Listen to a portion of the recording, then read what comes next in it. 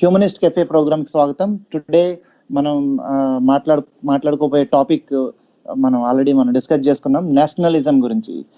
Nationalism and patriotism, ఈ రెండు పదాల గురించి మాట్లాడుకుందాం. దీంట్లో చాలా రకాలైనటువంటి వాదనలు అవన్నీ ఉన్నాయి. అన్ని ప్రాస్పెక్ట్స్ మనం చూద్దాం ఈరోజు. దీనికన్నా ముందు నేను ఒక అనౌన్స్మెంట్ చేద్దాం అనుకుంటున్నాను. ఈ ప్రోగ్రామ్ లో నాకు టెక్నికల్ సపోర్ట్ చేస్తున్నటువంటి నిశాంత్ కి thank you very much. And Jagadish SP Vizag నుంచి, ఆయనకు కూడా థ్యాంక్ యూ వెరీ మచ్ ముందుగా. దాని తర్వాత ఇంకొక విషయం ఏంటంటే, ఈ ట్రైల్ ఏదైతే ఈ ప్రోగ్రామ్ గురించిన ట్రైలర్ ఏదైతే రిలీజ్ చేసామో, కొంచెం దాంట్లో ఈ ప్రోగ్రామ్ గురించి కొంచెం క్రిస్ప్ గా రాసాం. ఏదంటే జనగణ మన అంటే రాసినటువంటి మన జాతీయ గీతం ఏదైతే ఉందో, ఈ జనగణ మన రాసినటువంటి మన విశ్వకవి రవీంద్రనాథ్ ఠాగూర్, ఆయన బర్త్డే 169th బర్త్డే మే 9th జరిగింది. సో మే 7th జరిగింది. సో దీని తర్వాత ఎపిసోడ్ లో మనం దీని గురించి మాట్లాడుకుందాం అని చెప్పి ఆ రోజు అనుకున్నాము. అలాగే హిట్లర్ ఎవరైతే ఉన్నారో, ఈ హిట్లర్ చనిపోయిన తర్వాత ఆయన రెజీమ్ ముగిసి అరౌండ్ మనకి 75 years అయింది. సో అది మొన్న ఏప్రిల్ నెల మే నెలలో ఏప్రిల్ నెలలో దానికి వచ్చింది. సో ఈ టైంలో మనం ఇప్పుడు నేషనలిజం గురించి మాట్లాడుకోవడం అనేది చాలా ముఖ్యమైన విషయంగా నేను భావించాను. కాబట్టి నేషనలిజం అంటే ఏంటి అనే విషయాన్ని మాట్లాడుకుందాం అని చెప్పి చూసుకున్నాం. ఈ ట్రైలర్ రిలీజ్ చేసినప్పుడు ఈ ట్రైలర్ లో ఇంకొక విషయం మనం క్రిస్ప్ గా మాట్లాడుకోవాలి. ఒకటి, ట్రైలర్ లో రెండు వీడియోలు ఉంటాయి. ఒకటి, మొదటి వీడియో ఏదంటే మన హిట్లర్ మీద తీసినటువంటి సినిమా ఏదైతే ఉందో, ఆ సినిమాలో ఉన్న సీన్ కట్ చేసి పెట్టాను. హిట్లర్ అంటే జర్మనీ అంటే హిట్లర్ అని చెప్పి రాసి ఉంటుంది. రెండవది సినిమాది కాదు, రియల్ టైం క్లిప్. అది మన తేజస్వి సూర్య అని చెప్పేసి మన ఎంపీ, కరెంట్ ఎంపీ ఎవరైతే ఉన్నారో, బీజేపీ గవర్నమెంట్ లో ఎంపీ ఎవరైతే ఉన్నారో, ఆయన ఎలక్షన్ క్యాంపెయిన్ లో భాగంగా 2019 ఎలక్షన్ క్యాంపెయిన్ లో భాగంగా ఒక సభలో ఈ కామెంట్స్ చేశారు. ఎవరైతే మోడీతో ఉంటారో వాళ్ళు ఈ దేశం పేట్రియాటిక్స్, ఎవరైతే మోడీతో ఉండరో ఈ ఎలక్షన్ లో వాళ్ళు యాంటీ నేషనల్స్ అనే కామెంట్స్ ఆయన చేశారు. దాని కాంటెక్స్ట్ వేరే అని చెప్పేసి తర్వాత ఆయన క్లెయిమ్ చేసుకున్నారు. కానీ కాకపోతే ఆ కాంటెక్స్ట్ ఏదైనా సరే ఆ పదాలు అనేది కరెక్ట్ కాదు. ఎందుకంటే మన భారతదేశం అంటే విభిన్న రకాలైనటువంటి కల్చర్స్, ఇవన్నీ విభిన్న రకాలైనటువంటి జాతులు, ఐడియాస్, ముఖ్యంగా ఐడియాస్, ఇవన్నీ కూడా మనకి మన భారతదేశంలో ఉంటాయి. సో ఇవన్నీ ఇలా ఉండే టైంలో ఇట్లాంటి కామెంట్ చేయడం అనేది కరెక్ట్ కాదు. ఎనీవే, ఆయన గెలవటం జరిగింది. తర్వాత ఎంపీగా చాలా ప్రెస్టీజియస్ గా తీసుకున్నటువంటి బెంగళూరు సౌత్ నుండి ఆయన గెలిచారు. సో ఇది మొత్తం ట్రైలర్ గురించి. సో నేషనలిజం, పేట్రియాటిజం అనే పదాలు రెండు మనం వింటూ ఉంటాము జనరల్ గా. ఈ వింటూ ఉన్న పేట్రియాటిజం పదాలు, నేషనలిజం పదాలు వినగానే చాలా మంది మనకి నేషనలిజం అనగానే మన గూస్ బంప్స్ వస్తూ ఉంటాయి. జనరల్ గా బయట కొన్ని కామెంట్స్ కూడా మనం చూస్తూ ఉంటాం. ఈ దేశంలో బతకాలంటే జనగణమన పాడాల్సిందే అని చెప్పి, తర్వాత ఈ జనగణమన పాడే వాళ్ళకి ఈ దేశంలో బతికే హక్కు లేదు అని చెప్పేసి అని వాళ్ళు బయట ఉన్న వాళ్ళు ఉన్నారు. అలాగే ఇంకొక విషయం ఏంటంటే, ఈ భారతదేశంలో పార్లమెంట్ ఈసారి ప్రత్యేకంగా 2019లో జరిగిన ఎలక్షన్ తర్వాత ఎవరైతే పార్లమెంట్కి ఎన్నికయ్యారో, ఎవరైతే ప్రమాణ స్వీకారం చేస్తూ ఉన్నారో వాళ్ళందరూ జై హింద్ అని చెప్పి, తర్వాత రకరకాల నినాదాలు ఇవ్వటం, ఆ నినాదాలకి గోల ఇవంతా జరగటం, ఈ సిచ్యువేషన్ కూడా మనం చూసాము. సో ఇదంతా కూడా నేషనలిజం లో భాగమే. మనం ఇంకొక విషయం చూడాలి, ఇంకొక విషయం మనం అబ్జర్వ్ చేయాలి. సినిమా హాల్లో మనం న్యూస్ రీల్ అయిపోయిన తర్వాత జనగణమన వేస్తారు.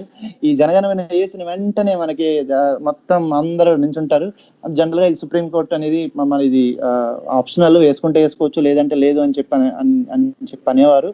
దాంతో ఇప్పుడు కొన్ని థియేటర్స్ లో వేస్తున్నారు, కొన్ని థియేటర్స్ లో చాలా వరకు వేస్తున్నారు, కొన్ని థియేటర్స్ లో వేయటం లేదు. సో మల్టీప్లెక్స్ వరకు నేను వెళ్తాను కాబట్టి నేను వెళ్ళిన సినిమాలకి ఏ సినిమా అయినా సరే ముందు న్యూస్ రీల్ తర్వాత జనగణమన వేస్తున్నారు.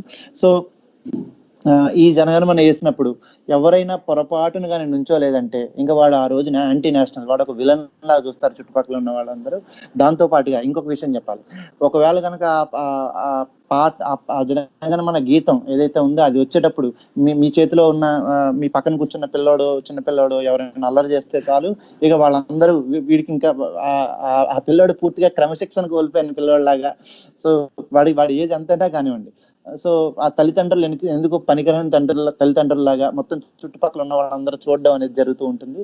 సో ఇట్లాంటి సిచ్యువేషన్లు మీలో ఎవరైనా ఫేస్ చేశారో లేదో నాకు తెలియదు, కానీ నేను ఫేస్ చేశాను. ఫేస్ చేసినప్పుడు ఇంకొకటి ఏంటంటే, ఎవరైనా మన ఇంట్లో కుటుంబ సభ్యులు ఎవరైనా సరే నుంచోను నేను అనేటటువంటి ఒక రకమైనటువంటి ఏదైనా చూపిద్దాం అనుకుంటే సరే, ఎందుకు వచ్చిన గొడవ, అందరూ మిమ్మల్ని విలన్లా చూస్తారు, నుంచోండి అని చెప్పే పరిస్థితులు కూడా వస్తాయి. సో ఇట్లాంటి సిచ్యువేషన్స్ మనం ఈ ప్రోగ్రామ్ అంటే ఈ జనగణమన విషయంలో మనం యాక్చువల్గా మనం ఫేస్ చేస్తూ ఉంటాము. సో అట్లాంటి టైంలో మీలో ఎవరికైనా ఈ జనగణమన ఎవరు రాశారా బాబు అని ఎప్పుడైనా అనిపించిందా? ఈ రాసిన వాళ్ళ మీద కోపం వచ్చిందా అనే విషయాన్ని మనం ఒకసారి మాట్లాడుకోవాలి. సో జనరల్ గా ఈ సందర్భంలో ఈ జనగణమన రాసిన అందరికీ తెలుసు, మన జాతీయ గీతం రవీంద్రనాథ్ ఠాగూర్. ఈయన దృష్టిలో అసలు నేషనలిజం అంటే ఏంటి? ఈ ప్రశ్న దీనికన్నా ముందు రవీంద్రనాథ్ ఠాగూర్ గురించి అంటే ఈయన దృష్టిలో నేషనలిజం అంటే ఏంటి అనేది దాన్ని తెలుసుకునే ముందు అసలు ఈ రవీంద్రనాథ్ ఠాగూర్ అంటే ఏంటి, అంటే ఎవరు అని జనరల్ గా మనకందరికీ తెలుసు రవీంద్రనాథ్ ఠాగూర్ ఎవరు. కానీ ఈ రవీంద్రనాథ్ ఠాగూర్ ఎవరు అని తెలవటం వేరు, ఆయన యొక్క ఇంపార్టెన్స్ ఏదైతే ఉందో మన ఫ్రీడమ్ స్ట్రగుల్లో కానీ మన సొసైటీ మీద కానీ ఒక లిటరేట్ గా కానీ ఆయన రాసిన రచనలు కానీ ఆయన రాసిన లిటరేచర్ కానీ వీటి యొక్క ప్రభావం ఎంత ఉందో కూడా ఒకసారి మనం తెలుసుకోవాలి. చాలా క్లుప్తంగా చెప్తాను. మనందరికీ తెలుసు విశ్వకవి రవీంద్రనాథ్ ఠాగూర్ ఎవరైతే ఉన్నారో ఈయన నోబెల్ బహుమతి గ్రహీత. ఆయన లిటరేచర్ కి నోబెల్ ప్రైజ్ వచ్చింది. దాని పేరు, ఆయన రాసిన రచన ఏంటంటే గీతాంజలి. దాని నుండే మన భారతదేశం యొక్క జాతీయ గీతం మన జనగణమన అనే జాతీయ గీతం ఏదైతే ఉందో దాని నుంచి తీసుకున్నారు. అలాగే ఈయన బంగ్లాదేశ్ జాతీయ గీతానికి కూడా ఆయన రాశారు. ఆ విషయం మనం ఒకసారి మనలో చాలా మందికి తెలియదు. బంగ్లాదేశ్ జాతీయ గీతం కూడా మన విశ్వకవి రవీంద్రనాథ్ ఠాగూర్ రాశారు. సో స్వాతంత్రం జరిగే టైంలో నేతాజీ సుభాష్ చంద్రబోస్ ఎవరైతే ఉన్నారో మనకి ఆయన ఒక పందా లాంటిది అయితే, అంటే తిరుగుబాటు ద్వారా తర్వాత ఒక బుల్లెట్ ద్వారా స్వాతంత్రం మాత్రమే వస్తుంది అని చెప్పేటటువంటి పందా ఒక రకం పందా అయితే, మన నెహ్రూ, గాంధీ, ఈ సత్యాగ్రహం, అహింస, ఈ టైప్ ఆఫ్ పందా ఇంకొకటి ఉంది. ఈ 2 రకాల పందాలు ఉన్నాయి. ఈ 2 రకాల పందాలు ఉంటే దీంతో ఇవి 2 కాకుండా సమాజాన్ని ఇంకొంచెం ప్రభావితం చేసేటటువంటి ఏదైతే సమాజంలో ఉన్నటువంటి దాన్ని ఏమంటారు, తమ రచనల ద్వారా తమ భావాల ద్వారా సమాజాన్ని ప్రభావితం చేసి ఎవరైతే ఈ ఉద్యమకారులు ఎవరైతే ఉన్నారో, ఫర్ ఎగ్జాంపుల్ ఇప్పుడు నేతాజీ సుభాష్ చంద్రబోస్ కానీ, గాంధీ కానీ, నెహ్రూ కానీ, లేదంటే సర్దార్ పటేల్ కానీ, ఎవరైనా సరే వీళ్ళందరికీ వేరే వేరే ఊళ్ళ నుంచి వేరే వేరే దగ్గర జరిగేటటువంటి ఈ ఉద్యమాలన్నిటికీ, స్వాతంత్రోద్యమాలన్నిటికీ ఈ తమ రచనల ద్వారా కంట్రిబ్యూట్ చేసి ఈ కంట్రిబ్యూషన్స్ దాన్ని వాళ్ళందరికీ దిశానిర్దేశం, ఒక రకంగా దిశానిర్దేశం చేసేటటువంటి ఇంటలెక్చువల్ గ్రూప్ ఎవరైతే ఉన్నారో ఈ స్వాతంత్ర సమరయోధుల్లో ఈ రవీంద్రనాథ్ ఠాగూర్ అనే ఆయన ఈ ఇంటలెక్చువల్ గ్రూప్ లోకి వస్తారు. ఈయన కంట్రిబ్యూషన్ తన రచనల ద్వారా, తన భావాల ద్వారా, ప్రజల్లో ఒక రకమైనటువంటి స్వాతంత్రోద్యమ కాంక్షని రగిలించేలాగా ఉండేటట్టుగా ఉండే ఈయన భావన ద్వారా చేసిన అది.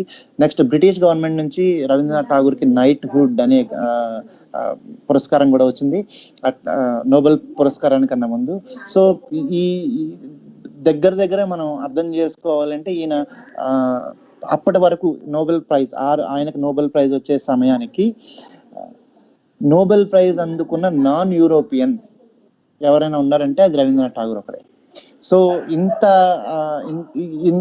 ఆయన లిటరేచర్ యొక్క వాల్యూ, ఆయన ప్రపంచం పైన ఆయన రాసినటువంటి లిటరేచర్ యొక్క ప్రభావం ఎంత ఉంటే నోబెల్ ప్రైజ్ ఒక నాన్ యూరోపియన్ కి మొట్టమొదటిసారిగా ఇస్తున్నారు అనే విషయం మనం గుర్తు చేసుకుంటే దాన్ని మనం ఆయన ఇంపార్టెన్స్ మనం బాగా గుర్తుంచుకోవచ్చు. తర్వాత అంటే ఇంకా బాగా చెప్పాలంటే అంటే ఈ రోజుల్లో ఉన్నటువంటి సిచ్యువేషన్ లో ఈయన ఏ గ్రూప్ కు సంబంధించిన వాళ్ళు అనే దానికి మనం ఒకసారి మనం ఆలోచించుకుంటే అర్బన్ నక్సల్స్ అని అంటూ ఉంటారు కదా, అట్లా ఈ గ్రూప్ కు సంబంధించిన వాళ్ళు అని మనం ఒక కన్క్లూజన్కి రావచ్చు.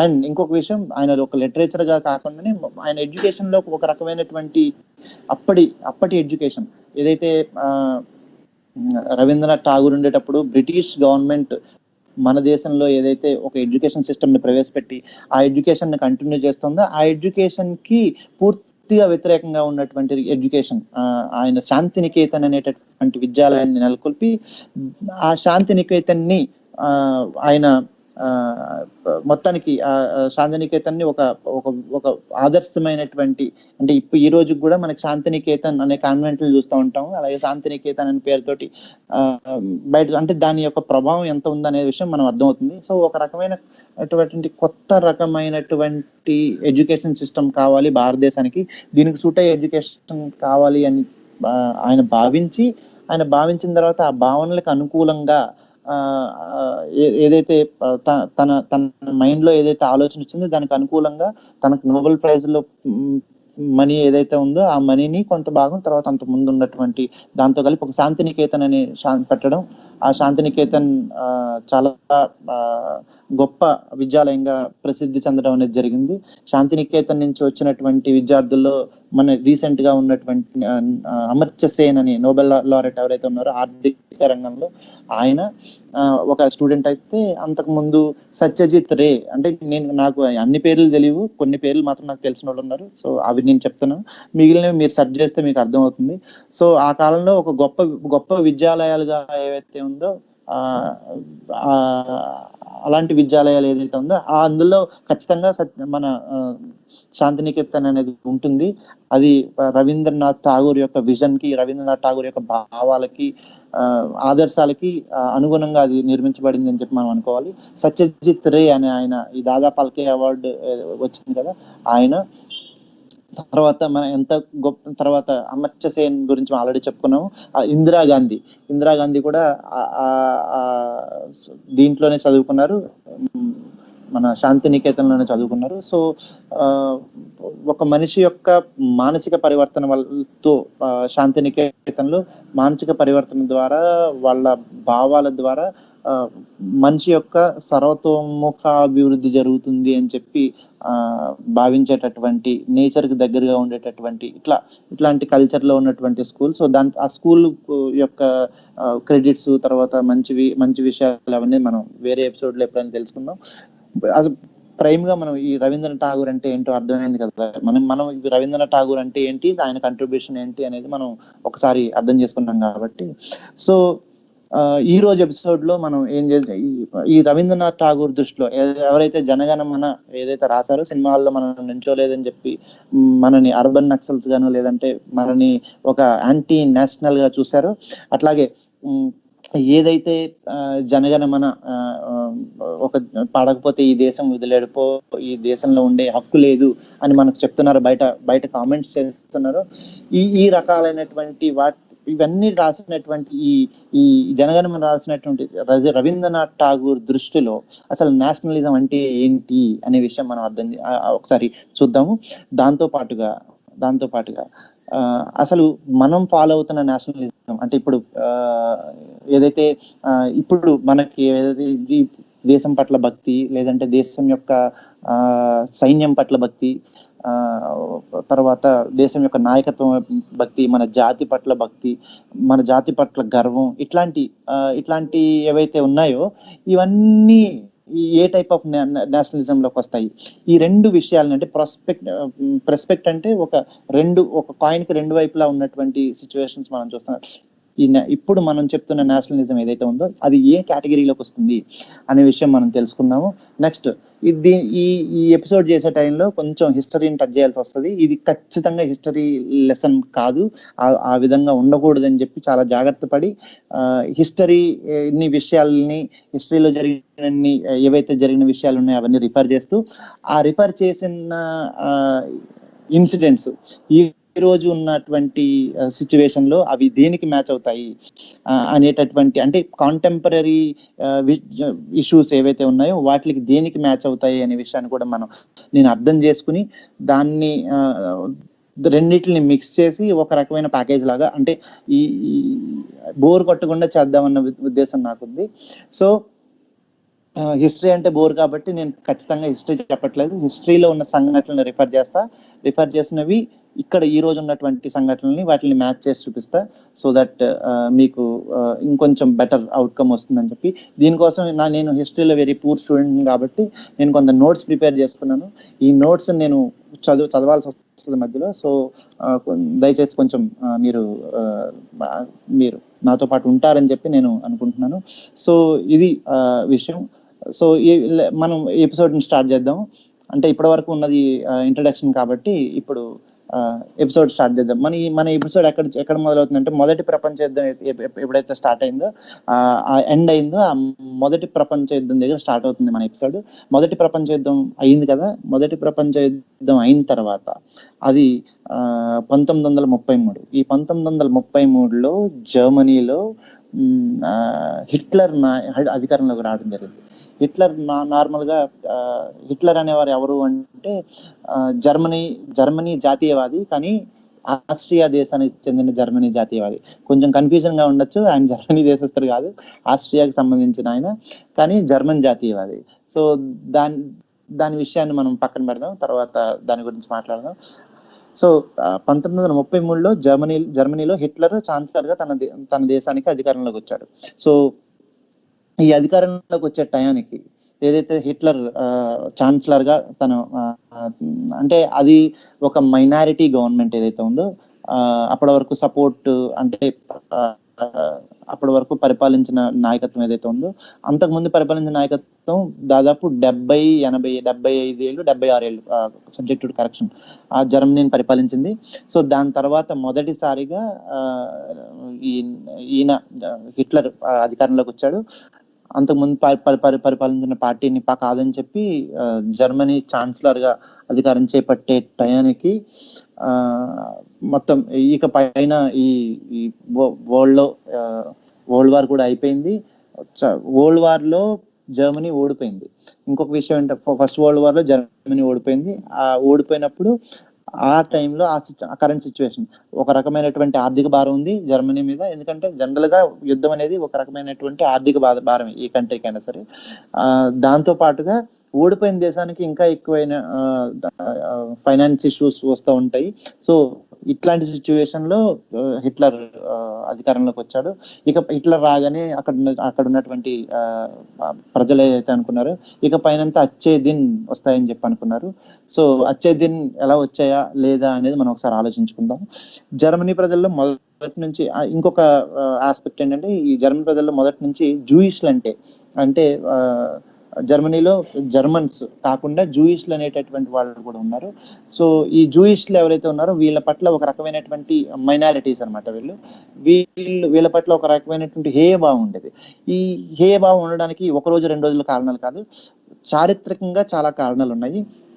జర్మనీకి వాళ్ళు వలస వచ్చారని, తర్వాత జూయిష్లు జర్మనీ దేశస్తులు కాదు అని చెప్పి. నెక్స్ట్ ఇంకొక విషయం ఏంటంటే, జర్మనీలో ఈ ఆర్థిక ప్రగతి ఏదైతే పడిపోయిందో దానికి పూర్తిగా జూయిష్లే కారణం అని చెప్పేసి, అంటే దీనికి కల్చరల్ గా చారిత్రకంగా కాకుండా కల్చరల్ గా కూడా దీని జూయిస్ల పట్ల జర్మన్ నేషనల్స్ ఎవరైతే ఉన్నారో వాళ్ళకి ఈ హేయభావం ఉంది. ఈ హేయభావం ఎంత వరకు ఉంటుందంటే జూయిష్లకు శుభ్రత ఉండదు, తర్వాత జూయిష్ల బద్దగస్తులు, ఇట్లాంటివి కూడా వాళ్ళ వాళ్ళ వాళ్ళ మైండ్లో అంటే నాటుకుపోయేలాగా అప్పుడు ఉండేటటువంటి ప్రిజిడీస్, హిస్టారికల్ ప్రిజిడీస్ ఉండేవి. ఇవన్నీ అప్పుడు ఇంకొక పరిస్థితి, ఒకవైపు యుద్ధంలో ఓడిపోయింది, ఆర్థిక పరంగా సరిగ్గా లేదు, రెండోది కల్చరల్ గా జూయిష్ల పట్ల ఒక రకమైనటువంటి హేయభావం ఉంది. ఈ మూడు రకాలు. దాంతో ఇక ఇంకా మనకి దిక్కే లేదు, ఇక నాజీల నేతృత్వంలోనే దేశం పూర్తిగా అభివృద్ధి సాధిస్తుంది, మనకి వేరే ఆప్షన్ లేదు అంటే అనేటటువంటి సిచ్యువేషన్ లో 90% మంది నాజీ జర్మన్లు ఎవరైతే ఉన్నారో ఈ జర్మన్లు అందరూ నాజీల నేతృత్వంలోనే దేశం పురోగతి సాధిస్తుంది అని చెప్పేసి నమ్మేవాళ్ళు. సో ఇది ఒక కండిషన్. ఇప్పుడు చూడండి, ఆర్థిక పరిస్థితి సరిగ్గా లేదు, యుద్ధంలో ఓడిపోయారు, తర్వాత జూయిష్ ప్రజల పట్ల కల్చరల్ గా ఉన్న హేయభావం ఉంది, అలాగే ఇప్పుడు జర్మనీ దేశం పురోగతి సాధించాలంటే కేవలం నాజీల వల్లే సాధ్యమవుతుంది అనేటటువంటి ఒక రకమైనటువంటి మైండ్ అప్పటి వరకు క్రియేట్ అయింది. ఈ టైంలో హిట్లర్ అనే ఆయన అధికారంలోకి వచ్చారనమాట. సో ఈ టైంలో అధికారంలోకి వచ్చిన హిట్లర్ తన రేడియో ప్రోగ్రామ్స్ లో మన్ కీ బాత్ ఏదైతే ఉందో ఈ మన్ కీ బాత్ల ద్వారా జర్మనీ ప్రజల మనసులను గెలుచుకున్నాడు. అతని ప్రసంగాలు చాలా మంది దేశ ప్రజల్లో ఒక రకమైనటువంటి జర్మన్ దేశం పట్ల, తర్వాత ఈ మొదటి ప్రపంచ యుద్ధంలో ఓడిపోయిన దాని ప్రతీకార వాంఛ, ఆ టైప్ ఆఫ్ మెంటాలిటీ, ఎలా అయినా జర్మనీ దేశాన్ని మళ్ళీ నెంబర్ 1 గా నిలబెట్టాలి, ఈ దేశం అంతా గొప్పగా ఉండాలి అనేటటువంటి situation. I think Nishant, okay. అంటే సో ఈ హిట్లర్ తన మన్ కీ బాత్లు ఏవైతే ఉన్నాయో ఆ మన్ కీ బాత్ల ద్వారా జర్మనీ ప్రజల్ని మనసులు గెలుచుకున్నాడు.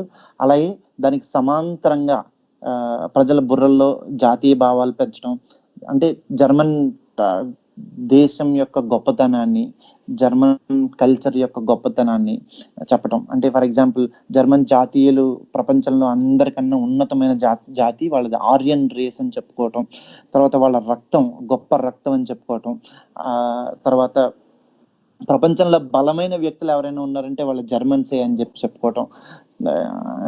ఎగ్జాంపుల్ తర్వాత జాతీయ భావంలో మనకు తెలుసు కదా, ఇంకా మన రీసెంట్ ఇప్పటి లాంగ్వేజ్ లో చెప్పుకోవాలంటే దాని పేరు నేషన్ ఫస్ట్ #, ఇట్లాంటి విషయాలు అనమాట. సో ఇవన్నీ చేయడంలో తన వాక్పటిమతోటి అంతకుముందు ఉన్నటువంటి కల్చరల్ ప్రెజుడీస్ ఏవైతే ఉన్నాయో వాళ్ళు దాంతో అప్పుడు యుద్ధంలో ఓడిపోయిన, ఆర్థిక ప్రగతి సరిగా లేని పరిస్థితుల్లోంచి ఇవన్నీ సిచ్యువేషన్స్ ని కలుపుకొని తను మొత్తం తన విజన్ ఏదైతే ఉందో ఆ విజన్ ని జర్మన్ ప్రజల ముందు పెట్టి తన ప్రసంగాల ద్వారా హిట్లర్ జర్మన్ ప్రజల మనసును దోచుకోవడం జరిగింది. సో చెప్పాను కదా, జర్మనీలో అప్పటికే ఆర్థిక పరిస్థితి సరిగ్గా లేదు. ఫస్ట్ ప్రయారిటీ ఏదైతే ఉందో మన హిట్లర్ అధికారంలోకి రాగానే దాని ప్రయారిటీ ఏంటంటే జర్మనీని ఆర్థికంగా పరిపుష్టం చేయాలి, వెంటనే జర్మనీలో కొత్త పరిశ్రమలు నిలబెట్టేలాగా ఈ రకమైనటువంటి రకరకాలైనటువంటి చర్యలు, పారిశ్రామికరణ, అప్పటికే సాంకేతికంగా కొత్తగా వచ్చిన సాంకేతిక పరిజ్ఞానాన్ని యూజ్ చేసుకోవటం, వీటిలో జర్మన్లు బాగా సఫలీకృతం అయ్యారు. అండ్ మన లాంగ్వేజ్ లో చెప్పాలంటే మేక్ ఇన్ జర్మనీ అనమాట. సో ఇట్లాంటి ఈ type of make in Germany ఇట్లాంటి దాంతో మొత్తం జర్మనీ అంతా పరిశ్రమలు రావటం కొంతవరకు సఫలీకృతం అయింది. సో కానీ ఈ జర్మన్ పారిశ్రామికంగా జర్మన్ కొంతవరకు అభివృద్ధి చెందింది. అప్పట్లో వచ్చినటువంటి ఆర్థిక పరమైనటువంటి ఇష్యూస్ ఏవైతే ఉన్నాయో వాటి నుంచి కొంతవరకు బయటపడడం జరిగింది. కానీ అసలు హిట్లర్ యొక్క అసలు ఎజెండా ఏంటి అనేది తర్వాత బయటపడింది. దాన్ని బయటపడిన ఎజెండా తెలుసుకునేటప్పటికి అప్పటికి మొత్తం ఎవరైతే హిట్లర్ పట్ల సానుకూలంగా ఉన్నారో వాళ్ళందరికీ అప్పటికే చేతులు కాలిపోయినాక ఆకులు పట్టుకుంటారంటారు కదా, అట్లాంటి సిచ్యువేషన్ వచ్చింది. సో ఇలా ఏదైనా ఎవరైనా అంటే జర్మనీలో ఎవరు క్వశ్చన్ చేయడానికి కుదరదు.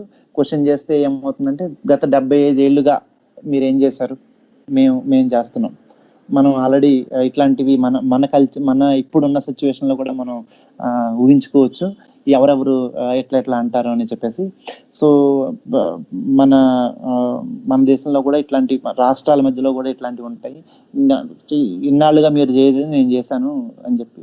నెక్స్ట్ ఇంకొక ఇట్లాంటివి కూడా మనకి జనరల్ గా ఉంటూ ఉంటాయి. సో అప్పుడున్న సిచ్యువేషన్ అలా ఉంటుంది. సో ఈ ముందుగా పారిశ్రామికీకరణ కొంతవరకు అభివృద్ధి చెందుతుంది. తర్వాత ఆర్థిక పరంగా కొంతవరకు జర్మనీ ముందుకు వెళ్తున్న ఈ క్రమంలో ఇక మొదటి ప్రపంచ యుద్ధంలో ఎందుకు ఓడిపోయాము అనే విషయాలు కొన్ని విశ్లేషించుకోవాల్సిన అవసరం వస్తుంది. అలా అవసరం వచ్చినప్పుడు జనరల్ గా వాళ్ళ మైండ్ ని డైవర్ట్ చేయడానికి ఒక కారణం కావాలి. ఏదో ఒక కారణం కావాలి కదా జనరల్ గా. ఇలాంటి కారణాలు వెతుక్కునే క్రమంలో వాళ్ళకి ఒకే ఒక గొప్ప కారణం దొరికింది. అదే జూయిష్ల వల్లే జర్మన్లు యుద్ధంలో ఓడిపోయారని చెప్పి. జూయిష్లు జర్మన్లు యుద్ధంలో పాల్గొకుండా పిరికి పందుల ఇంట్లో దాక్కున్నారని చెప్పి ఈ రకమైన ప్రచారాలు, ఫాల్స్ నెరేటివ్స్ బయట ఇట్లాంటివి జరిగాయి. సో ఏదైనా క్వశ్చన్ వస్తే ఇంకా మీరు గత 70 ఏళ్ళుగా మీరు ఏం చేశారు, 80 ఏళ్ళుగా మీరు ఏం చేశారు అనేటటువంటి ఆన్సర్స్ రావటం. తర్వాత ఈ టైప్ ఆఫ్ ఇది ఉండేది. సో మొదటి ప్రపంచ యుద్ధంలో జర్మనీ ఓటమి కారణాలు చెప్పుకున్నారు. ఇక 70 ఏళ్ళుగా ఏం చేశారనేది కూడా అందరూ అనుకున్నారు. నెమ్మదిగా జూయిష్ల మీద ఈ టైప్ ఆఫ్ నెరేటివ్స్ క్రియేట్ చేసి జూయిష్ల మీద హేయ భావాన్ని ఇంకొంచెం డోస్ పెంచారన్నమాట. సెకండ్ డోస్ అంటారు కదా, ఈ సెకండ్ డోస్ పెంచడం జరిగింది. సో ఈ డోస్ పెంచిన తర్వాత జూయిష్లని ఇంకా కట్టడి చేయాలని, అంటే జనరల్ గా వాళ్ళ మీద ఉన్న పుకార్లు పుట్టిస్తే సరిపోదు, వాళ్ళని ఇంకా కట్టడి చేయాలని చెప్పి అప్పుడు కొత్త చట్టాలు తెచ్చారు. ఆ చట్టాలు ఏమిటంటే జూయిష్లని ఎవరైతే జర్మన్ ఆరియన్స్ పెళ్లి చేసుకోకూడదు. ఈ పెళ్లి చేసుకుంటే నేరం అన్నమాట. సో దీన్ని మనం ఏమనుకోనంటే సే నో టు లవ్ జుహాద్ అనాలా. సో ఈ లవ్ జుహాద్ ని అడ్డుకున్న తర్వాత, అలాగే దాంతో పాటుగా ఇంకో చట్టం ఏంటంటే జూయిష్ షాపుల్ని వ్యాపారాలని బాయ్కాట్ చేయాలని చెప్పి వారి ఆర్థిక మూలాల పైన దెబ్బ కొట్టాలి అని చెప్పి ఒక రకమైనటువంటి చట్టం చేశారు. సో అప్పట్లో జర్మనీలో జూయిష్ షాపులు వేరే మార్క్ చేసి ఉండేవి. జూయిష్లు వీళ్ళ షాపు అని చెప్పి ఒక రకమైన స్టార్ సింబల్ ఉంటుంది. ఆ స్టార్ సింబల్ తో మార్క్ చేసి ఉండేది. ఈ మార్క్ చేసిన తర్వాత ఆ షాపులు ఇంకెవరు ఆరియన్స్ ఎవరైతే ఉన్నారో ఉత్తమమైనటువంటి ఆరియన్స్ వెళ్ళేవాళ్ళు కాదు. అట్లాగే వేరే వాళ్ళు ఎవరైనా దాంట్లో కొంటే వాళ్ళ మీద దాన్ని ఏమంటారు, ఒక ఫాల్స్ నెరేటివ్, పుకార్లు పుట్టించడం. బేసిక్ గా ఫస్ట్ పుకార్లు పుట్టించడం అలాంటి మంచిది కాదు, వాళ్ళు మంచోళ్ళు కాదు, వాళ్ళకి శుభ్రత ఉండదు, ఇట్లాంటి పుకార్లు పుట్టించడం. రెండోది వాళ్ళ పుకార్ల తర్వాత రెండోది సెకండ్ ఏంటంటే వాళ్ళు ఎవరైతే ఈ ఆజ్ఞలు ఎవరైతే ఉన్నాయో గవర్నమెంట్ నుంచి వచ్చినటువంటి అప్పటి గవర్నమెంట్ నుంచి వచ్చినటువంటి ఆర్డర్స్ ఏవైతే ఉన్నాయో వాళ్ళు ఎవరైతే పాటించలేదో వాళ్ళని గవర్నమెంట్ తో సంబంధం లేని వాళ్ళ దగ్గర నుండి బెదిరింపులకు పాల్పడటం, డైరెక్ట్ గా వెళ్ళి ఎవరైతే పాటించట్లేదో వాళ్ళని బెదిరింపులకు పాల్పడటం, పర్సనల్ గా బెదిరించడం. తర్వాత థర్డ్ స్టెప్ ఏంటంటే వాళ్ళని తీసుకెళ్లి జైల్లో పెట్టడం. వేరే కేసులు, రకరకాలైనటువంటి కేసులు ఇవన్నీ పెట్టేసి. సో ఈ టైప్ ఆఫ్ 3 స్టెప్ అప్రోచ్ ని వాళ్ళు ఫాలో అయ్యేవారు. ఈ 3 స్టెప్ అప్రోచ్ వల్ల చాలా వరకు ఎవరైతే ఆలోచన చేసేవాళ్ళో జర్మన్లో కూడా, అంటే ఆరియన్ రేస్ అని చెప్పుకున్నా సరే జర్మన్లో కూడా ఒక సెక్యులర్ మైండ్ సెట్ ఉండేది చాలా వరకు. ఎంత బ్రెయిన్ వాష్ చేసినా ఒక కొంత పర్సంటేజ్ ఆఫ్ సెక్యులర్ పీపుల్ ఉంటారు కదా. సో ఇట్లాంటి సెక్యులర్ మైండ్ సెట్ ఉండేది. అట్లాంటి వాళ్ళని దొంగ కేసులు పెట్టి లేదంటే బెదిరింపులకు పాల్పడి లెవెల్ ఏదైనా సరే ఏదో ఒక లెవెల్లో వాళ్ళని ఆఫ్ చేసేవారు అనమాట. సో ఇలా ఆఫ్ చేసిన తర్వాత ఇంకా వాళ్ళందరూ మూసుకుని కూర్చోవడమే కదా ఇంట్లో. సో దాంతో ఎవరు హిట్లర్కి నెగిటివ్గా మాట్లాడే వాళ్ళు ఎవరు లేకుండా పోయారు బయట. దాని తర్వాత దీన్ని చూసుకుని హిట్లర్ ఇంకొక మాస్టర్ స్ట్రోక్ అప్లై చేశాడు. ఆ మాస్టర్ స్ట్రోక్ ఏదైతే ఆ మాస్టర్ స్ట్రోక్ పేరు సిటిజన్షిప్ అమెండ్మెంట్ బిల్. ఈ సిటిజన్షిప్ అమెండ్మెంట్ బిల్ అంటే ఏంటంటే, జూయిష్లు ఎవరైతే ఉన్నారో ఈ జూయిష్లు ముందుగా వాళ్ళ సిటిజన్షిప్ స్టేటస్ ని మార్చారు. ఎలా అంటే వాళ్ళ లీగల్ స్టేటస్ జనరల్గా జూయిష్ ఇన్ జర్మనీ, జర్మన్ జూయిష్లని జూయిష్ ఇన్ జర్మనీ అని చేశారు. దీన్నే మనం చాణక్య నీతి అంటా ఉంటాం అనమాట. సో ఈ జూయిష్ ఇన్ జర్మనీని కింద వాళ్ళ లీగల్ స్టేటస్ ని చేంజ్ చేయడంతో దెబ్బకి జర్మనీ బయట ఉండే జూయిష్లందరూ కూడా, అంటే బయట నుంచి వచ్చిన జూయిష్లు, అంటే ఆ రోజు జర్మనీ చుట్టూ ఉండే జూయిష్లు మనకి అటు ఇటు రాకపోకలు ఉన్నట్టుగానే అక్కడ కూడా ఉండేవి. సో జర్మనీ బయట నుంచి ఏదైనా జూయిష్లు వచ్చి కొన్నాళ్ళుగా స్థిరపడి ఉంటే వాళ్ళందరూ ఇల్లీగల్ ఇమిగ్రెంట్స్ అయిపోయారు అనమాట ఆ దెబ్బతో. సో కొంతమందిని ఇల్లీగల్ ఇమిగ్రెంట్స్ గా బిహేవ్ చేయటం, ఆల్రెడీ లీగల్ స్టేటస్ ఏదైతే ఉందో వాళ్ళని వాళ్ళ ఆర్థికంగా మూలాలను బద్దలు కొట్టడం, అలాగే వాళ్ళ కల్చరల్ గా వాళ్ళు మంచివాళ్ళు కాదని చెప్పి ప్రోపగండా చేయటం, ఇట్లాంటి సిచ్యువేషన్స్ క్రియేట్ చేశారు. ఇంకా అంటే జూయిష్లు వాళ్ళ దేశంలోనే కాంతిసిగులుగా మిగిలారని చెప్పి మనం చెప్పుకోవచ్చు. సో ఇక ఇట్లాంటి సిచ్యువేషన్ జూయిష్లు క్రియేట్ చేశారు. నాజీ జర్మనీలో మీడియా పవర్ని చాలా, మొన్ననే నాజీ అనకూడదు నాట్సీ అన్నారని చెప్పి బాబు ఉగ్రేన్ గారు చెప్పారు. సో నేను ఎప్పుడైనా నాజీ అంటే అది నాట్సీ కింద మీరు మార్చుకోండి. సో ఈ నాజీ జర్మనీలో మీడియా పవర్ ఏదైతే ఉందో, ఈ మీడియా పవర్ దాన్ని అద్భుతంగా యూజ్ చేసుకున్నాడు హిట్లర్.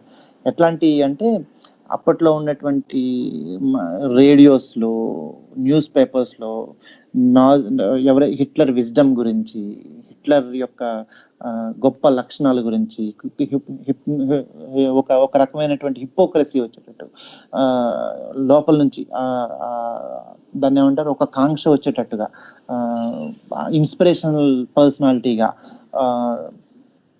ఇట్లా హిట్లర్ గురించి ఎంతో గొప్పగా రేడియోలో చెప్పడం, దాంతోపాటు న్యూస్ పేపర్లో పబ్లిష్ చేయడం, ఆర్టికల్స్ చేయడం జరుగుతుండేవి.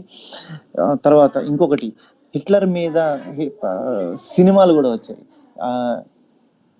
ఆయన పేరు, హిట్లర్ మీద సినిమాలు తీసిన ఆయన పేరు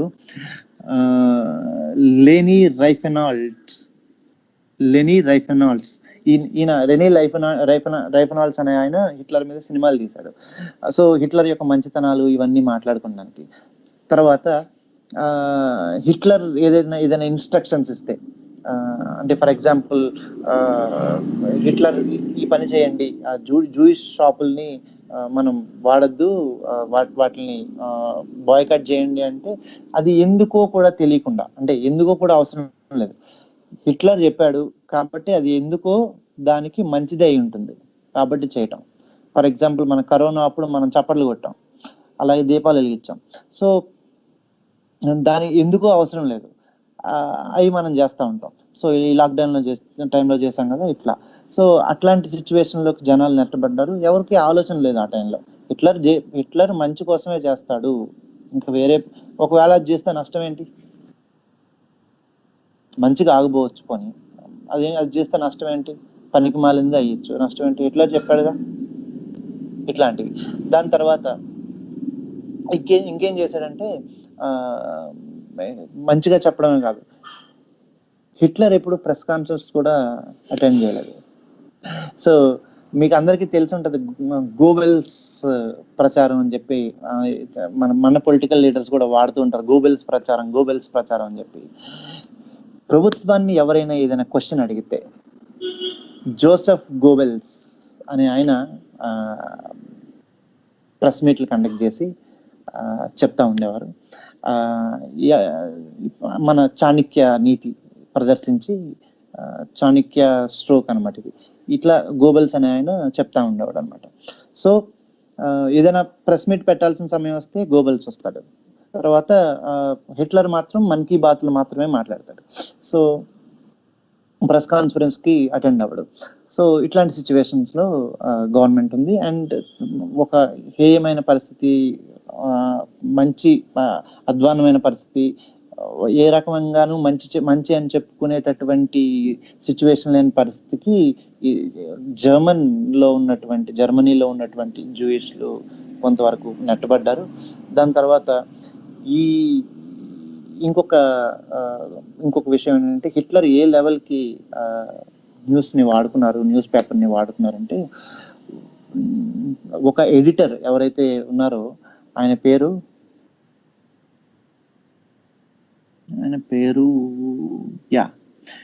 జూల్స్ స్ట్రైచర్. ఈ జూల్స్ స్ట్రైచర్ అనే ఆయన హిట్లర్ ఏం చేసినా సరే ఇంకా హిట్లర్ గొప్పగా పనిచేశాడు, హిట్లర్ అది అని చెప్పి ఒక దంపుడుగా evening news nation wants to know అని చెప్పడమే.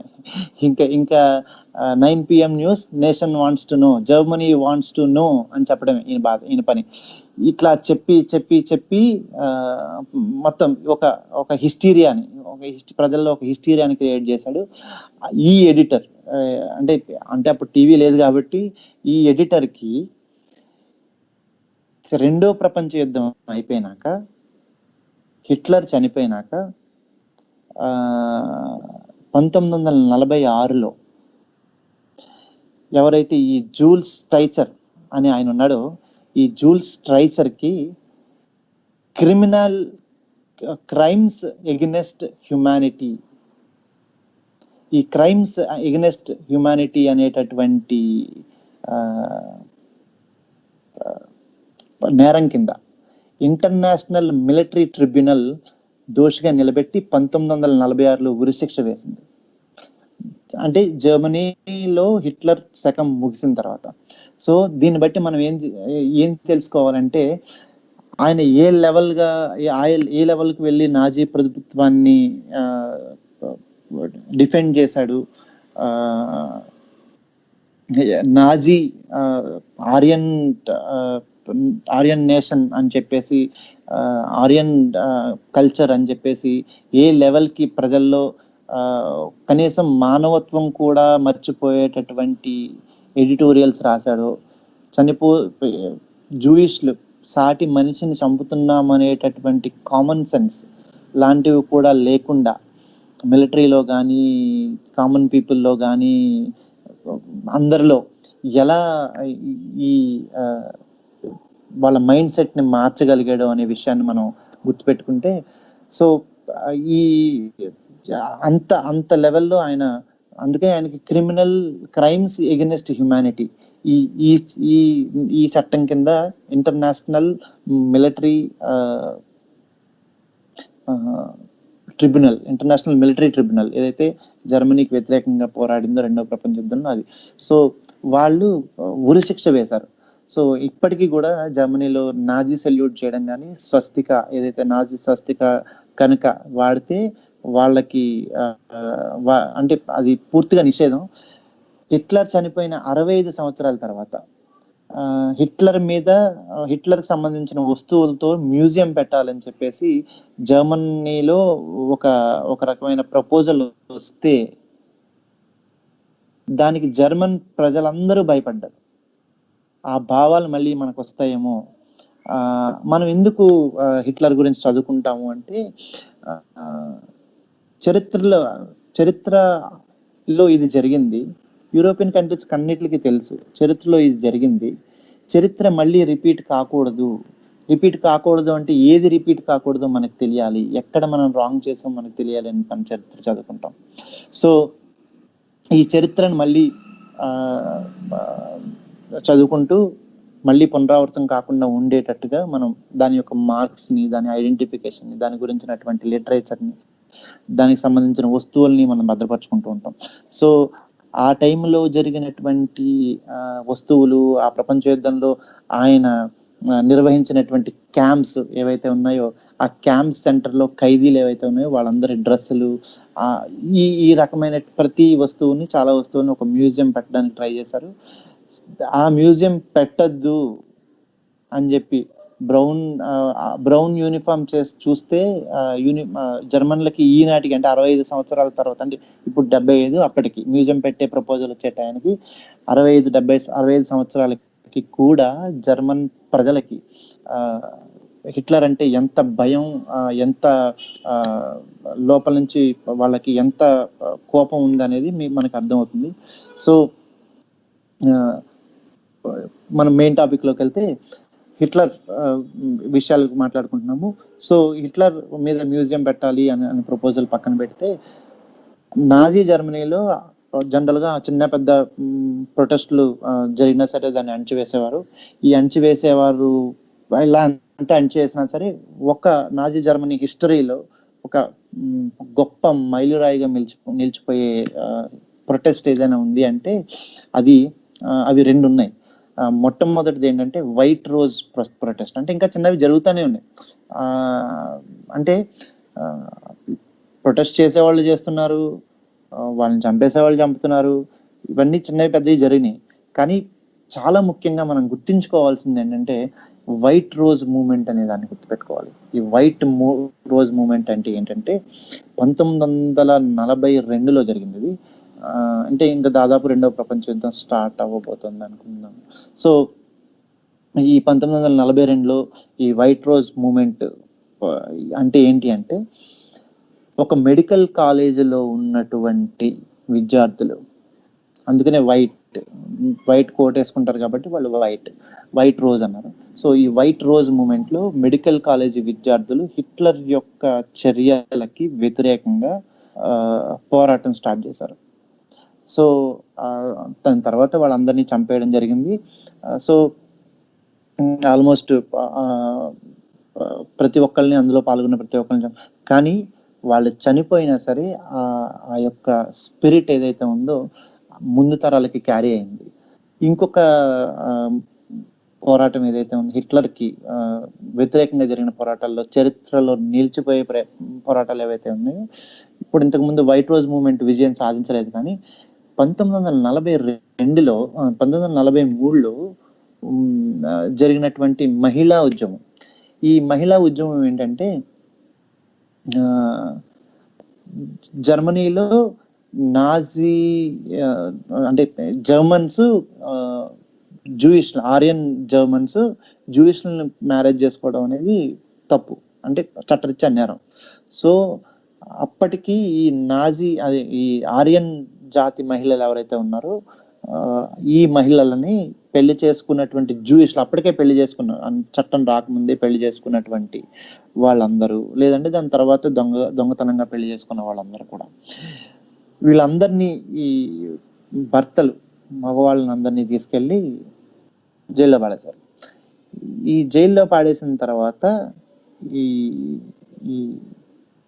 మహిళలు ఎవరైతే ఆర్యన్ మహిళలు ఎవరైతే ఉన్నారో ఒక ఉద్యమం తమ భర్తల కోసం ఉద్యమం చేశారు. సో చాలా పెద్ద ఉద్యమం జరిగింది.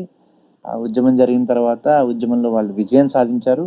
ఎట్టకేలకి వాళ్ళ భర్తలని సాధించుకోగలిగారు. సో ఇలా అంటే చరిత్రలో ప్రతి చరిత్రలో కూడా పీక్స్ ఉంటాయి. దాంట్లో ఒక రకమైనటువంటి మనం పీక్ లెవెల్లో ఉన్నటువంటి చరిత్రలోంచి బ్రేక్స్ కూడా పడుతూ ఉంటాయి. ఈ పడిన బ్రేక్స్ ఏవైతే ఉన్నాయో ఇవి రెండు అని మనం నిక్కచ్చిగా చెప్పచ్చు.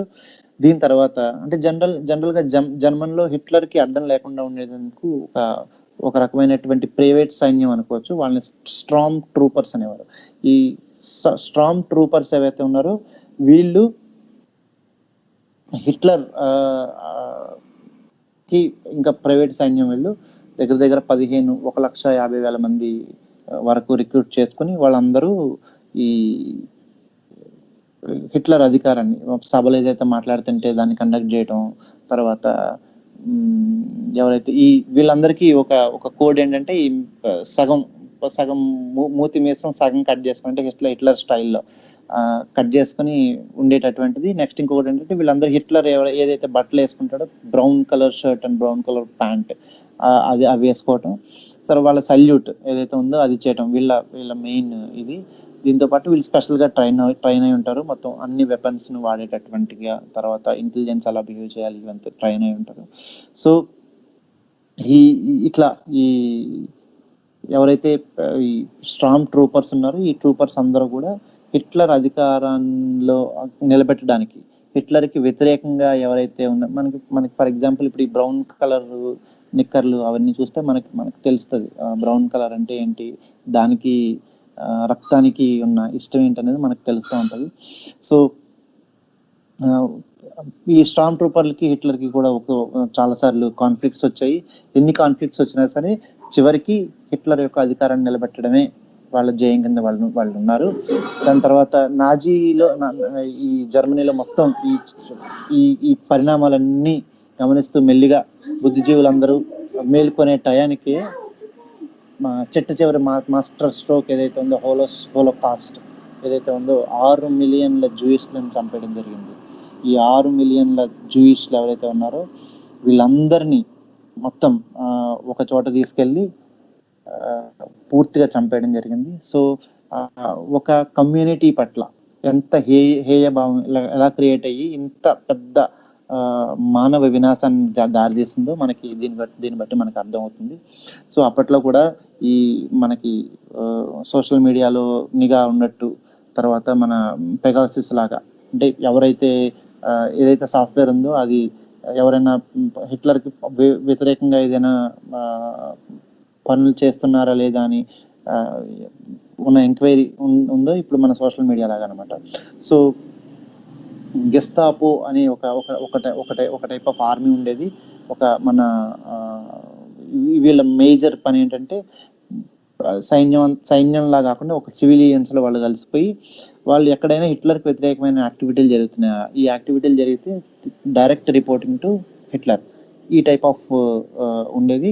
నెక్స్ట్ హిట్లర్ మనం నాజీ సైన్యం మన ఒక ముఖ్య ఇది ఏంటంటే సైన్యం పట్ల దేశం పట్ల ఉన్నటువంటి గౌరవాన్ని ప్రదర్శించడం కూడా ఒక ముఖ్యమైన గౌరవాన్ని, రెస్పెక్ట్ని, ప్రైడ్ని, జాతి పట్ల రెస్పెక్ట్ని ప్రదర్శించడం కూడా ఒక రకమైనటువంటి విషయంగా మనం చెప్పుకోవచ్చు. కాబట్టి ఎంత జరిగినా ఈ రకమైన నేషనలిజం చివరికి ఏం జరిగింది అనే విషయం మనకి ఇప్పుడు అర్థం చేసుకున్నాం. కాబట్టి ఒక 6 మిలియన్ మంది మానవ వినాశనానికి తోడ్పడింది. దాంతోపాటుగా ఆయనలాగా ఆత్మహత్య చేసుకుని చనిపోయాడు.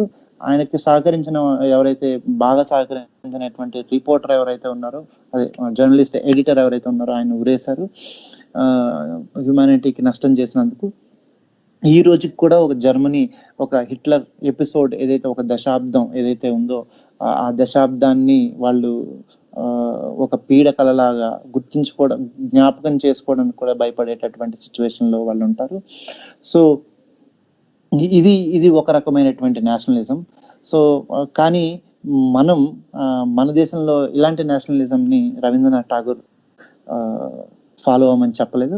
రవీంద్రనాథ్ ఠాగూర్ చెప్పిన నేషనలిజం ఏంటి అంటే, ఈరోజు అంటే రవీంద్రనాథ్ ఠాగూర్ దృష్టిలో నిజంగా నేషనలిజం అంటే ఏంటి అంటే, నేషనలిజం అనేది ఒక పూర్తిగా ఒక దేశభక్తి అంటే ఏంటంటే ఒక ఐడియల్ని పూజించటంతో సమానం ఆయన దృష్టిలో.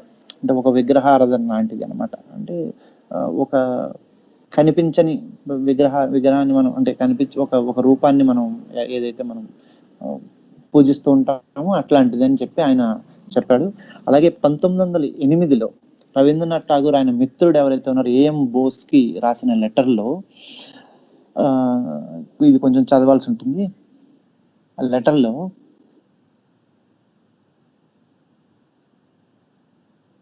ఆయన రాస్తూ ఏం చెప్పాడంటే, హీ అంటే ఇక్కడ మన Rabindranath Tagore, he never let patriotism to come before humanity అని చెప్పిన మాటలు డైరెక్ట్గా, he will never let patriotism to come before humanity అంటే మానవత్వానికన్నా ముందు పేట్రియాటిజంని నేను అంగీకరించను అని చెప్పాడు. దాని తర్వాత ఇంకేం చెప్పాడంటే, నేషనలిజం అనే బుక్ రాశాడు. ఈ నేషనలిజం అనే పుస్తకంలో nationalism is a cruel epidemic. మనం జనరల్గా ఈ ఎపిడమిక్ అనే పదం ఈ మధ్యనే బాగా వింటున్నాం కరోనా పుణ్యం వల్ల. So nationalism is a cruel epidemic of evil that is sweeping over human world of present age. అంటే ఆయన ఉండే టైంకి నేషనలిజం గురించి రాస్తూ ఆయన పుస్తకంలో, నేషనలిజం అనే ఆయన పుస్తకంలోనే ఒక ఎస్సే రాశారు. ఆ ఎస్సేలో nationalism is a cruel epidemic of evil that sweeping over the human world of present age అని రాస్తారు. అంటే ఆయన దృష్టిలో నేషనలిజం అంటే దేశభక్తి అనేది ఒక ఎపిడమిక్తో సమానం అని చెప్పి ఆయన చెప్పారు. అది ఎందుకు మన మానవ నాగరికతకి సరిగా పనిచేయదు అనే విషయం చెప్పారు. అలాగే అదే ఎస్ఐలో ఇంకేమని చెప్పారంటే, nationalism is an aspect of A whole population as an organized power. This structure uses population becomes strong. In this fight, men's power is diverted from his ultimate object, that is freedom, creativity, happiness, which is moral to maintain of organization which is mechanical. ఈ పదాలు రాశారు ఆయన ఏది nationalism అనే పుస్తకంలో. So ఆయనకు సంబంధించిన వరకు నేషనలిజం అంటే ఏంటంటే, ఈ పాపులేషన్ దేశ జనాభా ఏదైతే ఉందో, ఈ దేశ జనాభానన్నిటిని అంటే ఈ నేషన్కి సంబంధించిన దేశం జనాభా ఏదైతే ఉందో, ఈ దేశ జనాభానన్నిటిని ఒక పట్టి ఉంచే ఒక ఫోర్స్. ఈ ఫోర్స్ని కాపాడుకోవడానికి, ఈ ఫోర్స్ని క్రియేట్ చేయడానికి మన ఎనర్జీస్ అన్నిటిని దాని మీద పెడతాము. ఈ ఎనర్జీస్ అన్నిటిని దాని మీద పెట్టడం వల్ల మన అల్టిమేట్ ఆబ్జెక్ట్ ఏదైతే ఉందో, ఫ్రీడమ్, క్రియేటివిటీ, హ్యాపీనెస్, ఈ 3 ఆబ్జెక్ట్స్ ఏవైతే ఉన్నాయో, ఈ ఆబ్జెక్ట్స్ని మనం పూర్తిగా మిస్ అవుతాము. జనరల్గా ఇవి మనకి కావాల్సింది. నేషనలిజం అనేది మెకానికల్, ఏదైతే ఈ మెయింటైన్ చేయడం అంటే మెకానికల్గా మెయింటైన్ చేయడం అనేది, ఈ నేషనలిజం అనే ఒక ఫోర్స్ని మెయింటైన్ చేయడం అనేది మెకానికల్ అయి ఉంటుందని, ఒక ఆర్గనైజ్ చేయాలని చెప్పి ఇది ఆర్గనైజ్ చేసే క్రమంలో మన ఆబ్జెక్టివ్స్ ఏవైతే ఉన్నాయో, ఆబ్జెక్టివ్ ఏదైతే ఫ్రీడమ్, క్రియేటివిటీ, తర్వాత హ్యాపీనెస్, ఈ 3 మానవ జీవితానికి కావాల్సిన ఆబ్జెక్టివ్స్ అంటే ఆయన దృష్టిలో కావాల్సినటువంటి ఆబ్జెక్టివ్స్ రవీంద్రనాథ్ ఠాగూర్ చెప్పింది మిస్ అయిపోతాము. మనం దీన్ని వదులుకోవాల్సి వస్తుంది. ఫ్రీడమ్ని, క్రియేటివిటీని, హ్యాపీనెస్ని వదులుకొని నేషనలిజం వైపు చూడాలా, లేదంటే వాటిని పొందాలా అనేది మనమే నిర్ణయించుకోవాల్సిన అవసరం ఉంటుంది అనే భావనలో ఆయన చెప్పడం జరిగింది. తర్వాత ఈయన ఎస్ఐస్లో నేషనలిజం యొక్క వేరే వేరే రూపాల గురించి కూడా చర్చించారు. అవి ఏంటంటే అప్రెసివ్ నేషనలిజం, రెండోది ఏంటంటే కంపల్సరీ నేషనలిజం, మూడోది ఏంటంటే ఇండ్యూస్డ్ నేషనలిజం. అప్రెసివ్ నేషనలిజం అంటే ఏంటంటే నేషనలిజంని బలవంతంగా మన వైపున రుద్దుతారు. రెండోది కంపల్సరీ నేషనలిజం, అంటే ఇది చేయకపోతే కుదరదు, ఇది చేయవా అంటే నాకు అప్రెసివ్ నేషనలిజంకి ఎగ్జాంపుల్ ఉంది కదా మన దగ్గరే. అట్లనే కంపల్సరీ నేషనల్, ఈ దేశంలో జనగణమన పాడకపోతే పాకిస్తాన్ వెళ్ళిపో అనే కామెంట్లు మనం బయట చూస్తూనే ఉన్నాం కదా. సో అది అప్రెసివ్ నేషనలిజం కింద వస్తుంది. కంపల్సరీ నేషనలిజం అంటే చుట్టుపక్కల ఎవరైతే ఉన్నారో వాళ్ళందరూ కూడా మోరల్గా అంటే సోషల్ పోలీసింగ్ చేస్తారు మన మీద. ఇది చేయాలి, ఇది చేయకూడదు, ఇది చేయాలి, ఇది చేయకూడదు అని చెప్పి. సో ఈ నేషనలిజంలో ఏదైతే ఉన్నాయో ఇవన్నీ పాటించాలి అని చెప్పేసి. తర్వాత ఇండ్యూస్డ్ నేషనలిజం అంటే ఇది చేస్తావా అంటే మెల్లిమెల్లిగా మన బ్రెయిన్స్లోకి ఇది చేస్తే తప్పేంటి? ఫర్ ఎగ్జాంపుల్ మనం ఊళ్ళల్లో ప్రతి ఊళ్ళోను ఇదివరకు ఎప్పుడు లేదు, ప్రతి ఊళ్ళలోను పెద్ద పెద్ద నేషనల్ ఫ్లాగ్స్ ఏవైతే, నేషనల్ ఫ్లాగ్స్ అంటే ప్రతి ఒక్కరికి రెస్పెక్ట్ ఉంటుంది. ఆ రెస్పెక్ట్ ఎంతవరకు ఉండాలో అంతవరకు ఉంటుంది. సో ఇప్పుడు చూస్తే మాత్రం అంటే ఇదివరకు ఎప్పుడు లేని విధంగా ప్రతి ఊళ్ళల్లోనూ పెద్ద పెద్ద సైజుల్లో మన నేషనల్ ఫ్లాగ్లు ఎగురుతూ ఉండటం. సో ఇవన్నీ కొత్తగా మనం చూస్తాం. సినిమా హాళ్ళల్లో మన జనగణమన లాంటివి ఒక నేషనల్ ఫ్లాగ్ వేసి చేయటం, ఇవన్నీ చేయడం జరిగింది. సో ఇదంతా ఇన్యూస్డ్ నేషనలిజం కిందకి వస్తుంది. ఇది ఏ రూపంలో ఉన్నా సరే, నేషనలిజం ఏదైనా సరే చివరికి అది మానవ వినాశనానికే కారణం అవుతుంది అని విశ్వకవి జనగణమన రాసినటువంటి రవీంద్రనాథ్ ఠాగూర్ చెప్పారు. సో ఇంకొక సందర్భంలో ఈయన రవీంద్రనాథ్ ఠాగూర్ ఏం చెప్పారంటే, I'm willing to serve my country but my worship I reserve for the right which is far greater than the country అని చెప్పారు. అంటే నేను ఈ దేశం కోసం పనిచేయడానికి ఎప్పుడు రెడీగా ఉంటాను, ఈ దేశం యొక్క అభివృద్ధిలో నేను పాల్పంచుకుంటాను, కానీ ఈ దేశాన్ని పూజించమని అడిగితే మాత్రం ఆ రైట్ నా దగ్గరే పెట్టుకుంటాను. ఎప్పటి వరకు దేశం కన్నా గొప్పది ఏదైనా కనిపిస్తే దాన్ని పూజిస్తాను అని చెప్పి. సో ఇదొకటి కూడా. ఇంకో వర్డ్ ఏం చెప్పారంటే, to worship my country as a God to bring curse upon it. అంటే మన దేశం, ఏ దేశంలో మనం ఉంటున్నామో ఆ కంట్రీని దైవంలా గనక నువ్వు పూజిస్తే అది ఆ కంట్రీ పట్ల నువ్వు ప్రదర్శించిన శాపం అన్నాడు. అంటే జనరల్గా ఇట్లాంటి పదాలు మనం వింటే మనం ఏమనుకుంటామంటే, రవీంద్రనాథ్ ఠాగూర్ ఏంటి ఇలా రాయడం ఏంటి అని అనుకుంటాం. సో ఇది నిజం. అలాగే డిఫరెంట్ ఒపీనియన్ ఉండడం, రకరకాల ఒపీనియన్స్ ఉండడం అనేది, నిశాంత్ నుంచి మెసేజ్ వచ్చింది, ఇంకా 10 minutes మాత్రమే ఉందని. Thank you very much Nishant for reminding me. I will conclude. అంటే మన దేశంలో డిఫరెన్స్ ఆఫ్ ఒపీనియన్ ఉండడం అనేది ఒక రకమైనటువంటి కల్చరల్ థింగ్ అని చెప్పేసి, కల్చరల్ ఇష్యూ అని చెప్పి, కల్చరల్ నేచర్ అని చెప్పేసి మన రవీంద్రనాథ్ ఠాగూర్ ఎవరైతే ఉన్నారో ఆయన చెప్పడం జరిగింది. గాంధీజీతో చేసినటువంటి గ్రేట్ ఇండియన్ డిబేట్స్ దీనికి ఎగ్జాంపుల్. గాంధీజీ ఎప్పుడైతే సత్యాగ్రహం తర్వాత విదేశీ వస్తు బహిష్కరణ ఇట్లాంటివన్నీ చేశారో, ఆ టైంలో ఆ సత్యాగ్రహం చేసేటప్పుడు ఈ సత్యాగ్రహాన్ని విదేశీ వస్త్ర బహిష్కరణని ఎఫోర్డ్ చేయలేని ప్రజలు ఉంటారు. దాని తర్వాత దాంతో పాటుగా ఈ సత్యాగ్రహం విదేశీ వస్తు బహిష్కరణలో జనరల్ గా బ్రిటిష్ వాళ్ళు షాపులు పెట్టి అమ్మరు. షాపులు పెట్టి అమ్మేవాళ్ళు మన భారతదేశంలో మన వాళ్ళే, మన వ్యాపారస్తులే ఉంటారు. మేబీ మన వ్యాపారస్తులు మన సాధారణ ప్రజల కన్నా కొంచెం ఒక ఎత్తులో, ఒక అడుగులో ఉండొచ్చు, కానీ వాళ్ళు మన దేశం వాళ్ళే అనే ఉద్దేశం మనం గ్రహించాలని చెప్పేసి ఈ చర్యల వల్ల వీళ్ళు ఇబ్బంది పడే అవకాశం ఉంది. ఎవరైతే విదేశీ వస్తువులను బహిష్కరిస్తే ఎఫోర్డ్ చేయలేని వాళ్ళు, ఎవరైతే విదేశీ వస్తువులతో వ్యాపారం చేసుకుని వాళ్ళ జీవితం గడిపే వాళ్ళు ఎవరైతే ఉన్నారో వాళ్ళు ఎఫోర్డ్ చేయలేరు, వాళ్ళకు ఒక మార్గం చూడాలి అనేటటువంటి వాదన ఆయన వినిపించారు. సో దాన్ని మనం ఇప్పటికీ గ్రేట్ ఇండియన్ డిబేట్స్ అని చెప్పి ఇప్పటికీ మనం యూట్యూబ్ లో కూడా దొరుకుతాయి ఇవి, అండ్ పుస్తకాలు కూడా ఉన్నాయి. ఒకసారి చూడండి. గాంధీజీకి తర్వాత ఠాగూర్ కి మధ్యలో ఉన్నటువంటి philosophical and ideological great Indian debates ఏవైతే ఉన్నాయో ఇవన్నీ మనం చెక్ చేసుకోవచ్చు. సో బ్రాడ్ గా రవీంద్రనాథ్ ఠాగూర్, విశ్వకవి రవీంద్రనాథ్ ఠాగూర్ దృష్టిలో అసలైన స్వాతంత్రం ఏంటి అంటే ఫ్రీడమ్ ఆఫ్ మైండ్. ఈ గ్రేట్ ఇండియన్ డిబేట్ లోనే ఆయన చెప్పడం జరిగింది. ఈ ఫ్రీడమ్ ఆఫ్ మైండ్ ఉండాలి. మనం ఓన్లీ మన దాస్య శృంఖలాలు ఏవైతే ఉన్నాయో అవి ఫిజికల్ గా ఒక బ్రిటిష్ వాళ్ళు వచ్చి, లేదంటే అంతకుముందు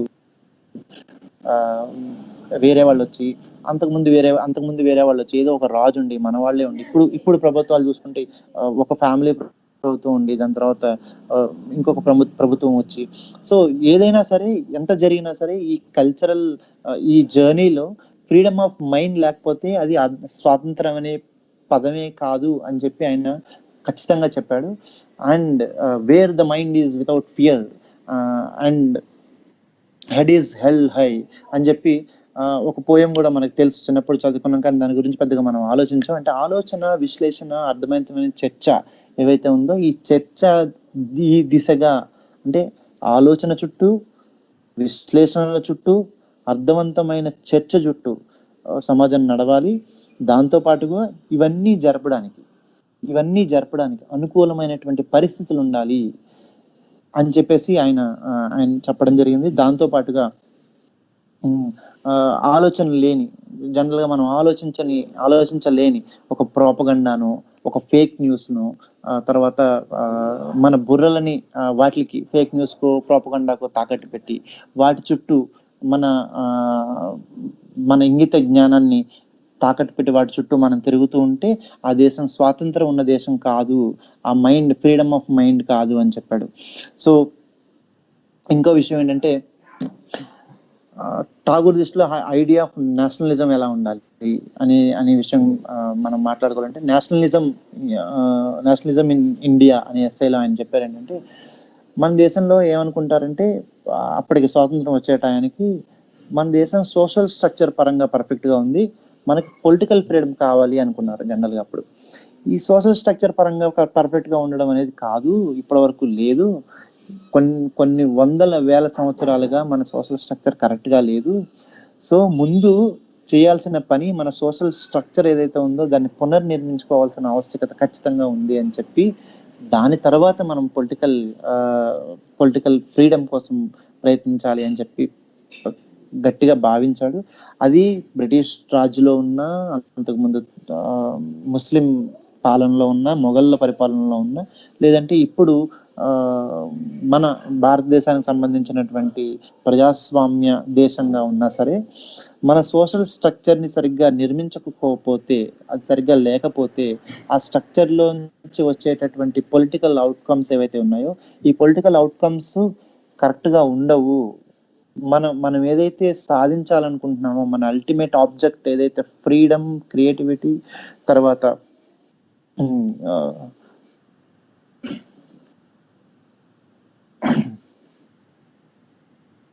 సో మన అల్టిమేట్ ఆబ్జెక్టివ్స్ ఏవైతే ఉన్నాయో వీటిని మనం సాధించలేము అని చెప్పేసి మన విశ్వకవి రవీంద్రనాథ్ ఠాగూర్ చెప్పారు. Wear the mind is without fear అని చెప్పే మాట కూడా ఆయన నుంచే వస్తుంది. తర్వాత ఇక ఇండియా స్వభావం గురించి, వేరే జాతుల, రకరకాల జాతుల గురించి, నాగరికతల గురించి మనం మాట్లాడుకునేటప్పుడు, భారతదేశం అనేది వివిధ దశల్లో, అంటే భారతదేశంలో వివిధ దశల్లో వివిధ రకాలైనటువంటి కల్చరస్, వివిధ జాతులకు చెందినటువంటి వచ్చాయి. భారతదేశంలో నేషనలిజం అంటే ఏంటంటే, మన యునీక్నెస్ ని కోల్పోకుండా వివిధ దశల్లో వచ్చినా సరే మన భారతదేశం యొక్క స్వభావంలోనే వివిధ రకాల్లో, వివిధ టైంల్లో వచ్చినటువంటి, బయట నుంచి వచ్చిన, ఈ దేశానికి వచ్చినటువంటి కల్చర్స్ ఏవైతే ఉన్నాయో వాటినన్నిటినీ, వాటి యునీక్నెస్ ని కాపాడుకుంటూనే కలిసి ఉండడం అనేది భారతదేశం యొక్క స్వాభావికమైనటువంటి స్వభావం. ఈ యూనిటీలోనే దాని నేషనలిజం యొక్క స్పిరిట్ దాగి ఉంది. కొత్తగా మనం ఒక స్టాచ్యూ క్రియేట్ చేసో, ఒక జాతీయ గీతము, లేకపోతే కొత్తగా ఒక రకమైనటువంటి ఒక కట్టిపెట్టే ఒక భాషను, వన్ ఇండియా వన్ లాంగ్వేజ్, ఇట్లా ఒక భాషను మనం కలిపి పెట్టి ఉంచేటటువంటి మనందరినీ యునైట్ చేయాలి. ఇండియాలో పుట్టిన ప్రతి ఒక్కరిని యునైట్ చేయాల్సిన ఫోర్స్ ఏదైతే ఉందో ఆ ఫోర్స్ మనం బయట నుంచి అప్పు తెచ్చుకోవాల్సిన అవసరం లేదు. మన కల్చర్లోనే, భారతదేశం యొక్క కల్చర్లోనే వాళ్ళ యునీక్ ఐడెంటిటీని కాపాడుకుంటూనే ఒక యూనిటీ అనేటటువంటి స్వాభావికంగానే ఉంది అని చెప్పి అన్నారు. కాబట్టి విశ్వకవి రవీంద్రుడు చెప్పినటువంటి నేషనలిజం ఏదైతే ఉందో అది అసలైన నేషనలిజం. అది కాకుండా మనం ఇప్పుడే ఏదైతే మనం ఫాలో అవ్వాలనుకుంటున్నామో, దేన్ని చూసి మనం ఇన్స్పైర్ అవుతున్నామో, సియాచిన్లో పోరాడుతున్న సైనికులను చూసి మనం ప్రైడ్గా ఫీల్ అవుతున్నాము, ఏ దేశపు జెండా చూసి పొగరుగా మాట్లాడుతున్నాము, ఇవన్నీ కూడా యాక్చువల్గా మన మన భాషలో పేట్రియాటిజం కాదు, విశ్వకవి రవీంద్రనాథ్ ఠాగూర్ యొక్క భాషలో పేట్రియాటిజం కాదు. ఈ వీడియోని నేను చేస్తూ ఈ ప్రాసెస్లో దీనికి కొంత ఇన్స్పిరేషన్ ఉంది. ఆ ఇన్స్పిరేషన్ ఎవరైతే ఉన్నారో వాళ్ళ సంగతి కూడా చెప్తూ నేను ఈ వీడియోని ముగిస్తాను. పార్లమెంట్లో ఎవరైతే తృణమూల్ కాంగ్రెస్ సంబంధించినటువంటి మహిళా ఎంపీ ఎవరైతే ఉన్నారో ఆవిడ తనకిచ్చిన సమయంలో 7 ఎర్లీ సైన్స్ ఆఫ్ ఫ్యాసిజం అని చెప్పి ఒక రకమైనటువంటి ప్రసంగం చేశారు. దాని మీద రకరకాలైన మీడియాల్లో రకరకాల చర్చలు జరిగాయి. దాని తర్వాత బయట రకరకాల న్యూస్ పేపర్లలో న్యూస్ ఆర్టికల్స్ వచ్చాయి. ఇవన్నిటినీ చదివిన తర్వాత ఆవిడ చెప్పిన మాటలు, న్యూస్ ఆర్టికల్, న్యూస్లో పార్టిసిపేట్ చేసినటువంటి యాంకర్లు, న్యూస్లో పార్టిసిపేట్ చేసినటువంటి ఎవరైతే డిఫెండ్ చేసిన తర్వాత ప్రోగా మాట్లాడినటువంటి నాయకులు ఎవరైతే ఉన్నారో వీళ్ళందరి భావాలను కలిపి తీసుకుని సో ఇలాంటి వీడియో ఒకటి చేస్తే బాగుంటుందని వచ్చింది. So thank you very much for వీళ్ళందరూ నన్ను ఇన్స్పైర్ చేశారు. Thank you very much for watching this humanist cafe. And మళ్ళీ ఇంకొక వినూత్నమైనటువంటి టాపిక్తో ముందుకు వద్దాం అనుకుంటున్నాను. Thank you very much and నమస్తే.